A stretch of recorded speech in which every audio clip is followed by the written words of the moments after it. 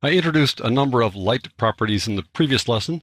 In this one, we're going to adjust and animate some of those properties. To follow along, go to Working Files, After Effects Projects, and open up 1902 Lights Animation. Here you have this project with 4 lights already in it. Let's just take a look at the ambient light for a second.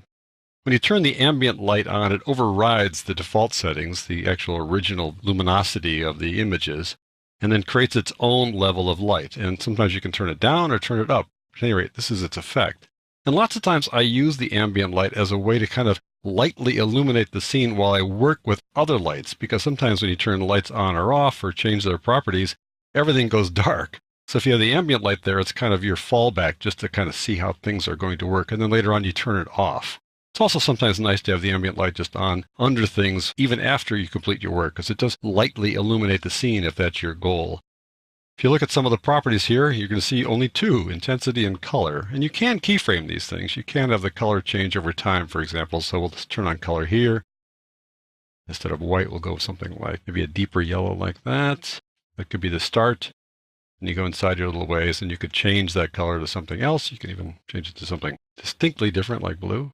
And in the meantime, you can change the intensity as well to bring that up as you go through there. You could go from, let's say, fall to winter or something like that. All right, I'm going to go back to the light color we started with by doing Control or Command Z a couple of times here. And there we go. All right, let's move on down the line here. I'm going to turn ambient off for now, but we're going to come back to it in a little while. Let's go to parallel.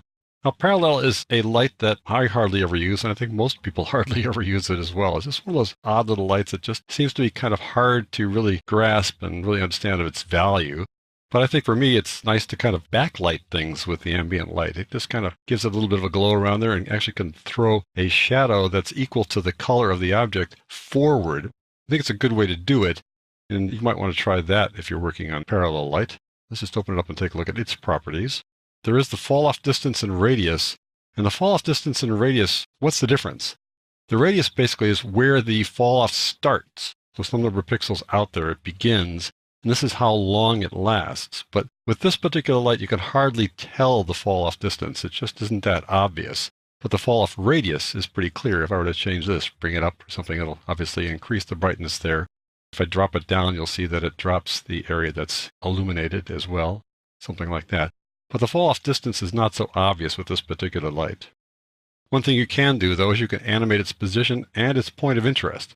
So let's close this down like this. And go P for position. And we're talking about the point of interest, so it's Shift-A to add that. Point of interest takes on the role of anchor when you are talking about shortcuts here when you're working with the lights. Let's just see how that works. If I take the point of interest and keyframe that, and position and keyframe that, I'm going to pull this over a little bit on this side and press Control or Command minus to see what that is. There is the parallel light. You can tell it's a parallel light because it has those parallel lines. I'll click on it and you'll be able to see that more clearly. If I go over here, take the hand tool on this side, move it over, there it is as well. And there's the point of interest. Now, where's the text? Well, the text is buried under the layer. So let's bring it forward like this. And we can take the point of interest across the text. I can grab the point of interest and move it left and right, for example. There you go. So it moves across. Since we keyframed it, it's going to try to find a new position here.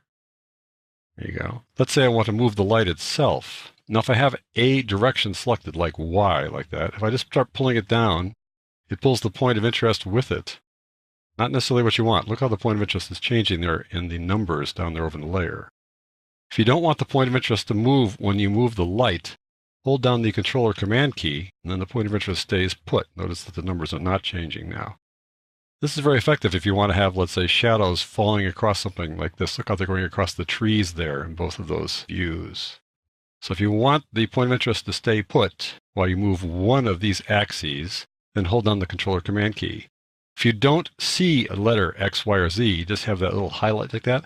When you grab it now, the point of interest will not move as well. It stays put. But if you grab one of the letters like that, then the point of interest moves with the whole thing like that. Okay, that's the parallel light. We'll turn that one off, and that's the one you probably won't use that often. Point light is something you definitely will use. It just illuminates things from a spot. It's like this little light bulb floating around in space. Light dissipates from it as if it were the center of a sphere. It just dissipates throughout the sphere. It's not just forward or backwards. It just radiates away from that light wherever it is. So notice right now the shadows are falling on the trees. So let me open this up and show you the position.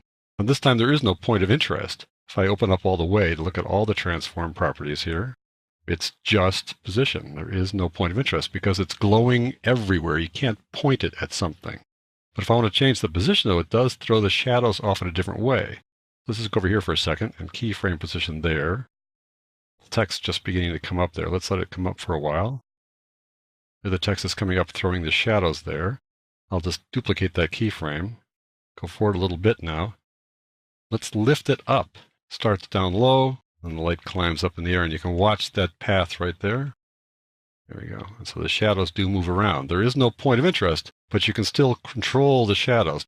Now, I'm talking about shadows as if you know how to do shadows. We haven't really discussed the methodology to create shadows, and we're going to do that in the next lesson. But I have shadows turned on here, and I have these things back there with the ability to have shadows thrown on them.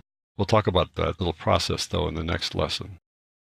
All right, let's just turn off point for the time being and go on down here a little bit farther to Spotlight. Now, Spotlight is the one that just has the most cool things, has the most possibilities. Now that I've turned it on, where's everybody gone? Oh no, that's because the Spotlight is kind of a low intensity at this point. Here, you just barely see it. So if you want to see the effect of the Spotlight and also see what things are illuminated or can be illuminated, this is when you might want to turn on the ambient light a little bit just so you can see what's going on in the background. So I'll turn on the ambient light.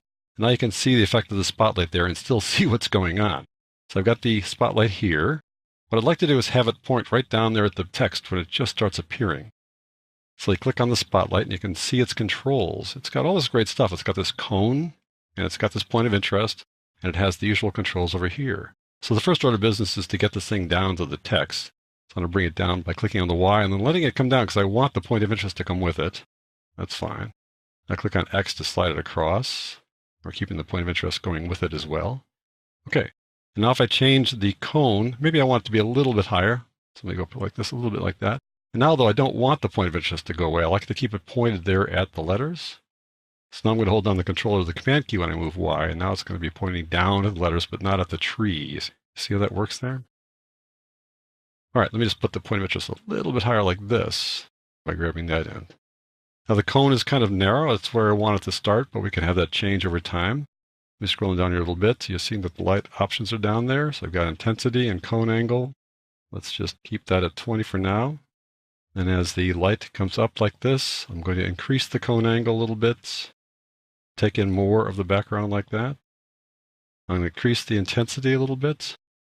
Bring it up somewhat like that. And I think I would take the point of interest up as well. Don't think I've keyframed that one, but I'll go back here and do a keyframe back here. And then if I go forward a little bit, we'll move that point there like that. Have it go across the text. As it goes across the text, the cone is going to change in size like that.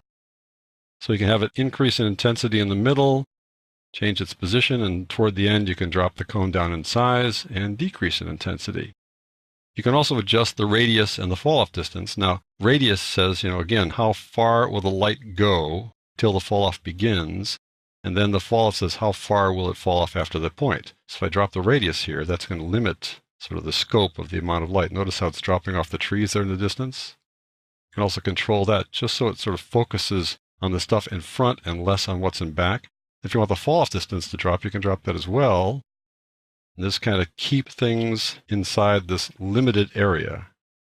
So that's just a basic rundown on some of the things you can think about as you adjust properties with lights and animate those properties.